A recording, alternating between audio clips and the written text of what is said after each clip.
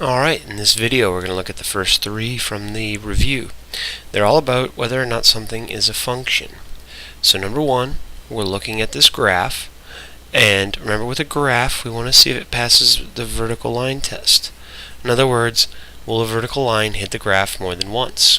I can draw as many vertical lines in this graph as I want. They'll never hit more than once, so it is a function. Number two, it's probably easier to recall the actual definition of a function, and that is that each input has to have a unique output. In other words, an input can only have one and only one output. So if we look at our input of 1, it only has an output of 2. There's no other 1s in here. 3 only has an output of -1. 4 only has an output of 2. 5 only has an output of 3. So they all had a unique output.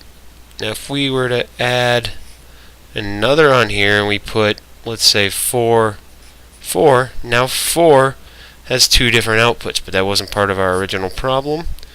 So number 2 is also a function. Is R of t a function? Again, we want to make sure each input has a unique output. So if we look, notice here 0 has an output of 3 and 0 also has an output of 4. So because of that right there, it breaks down and we get that 3 is not a function.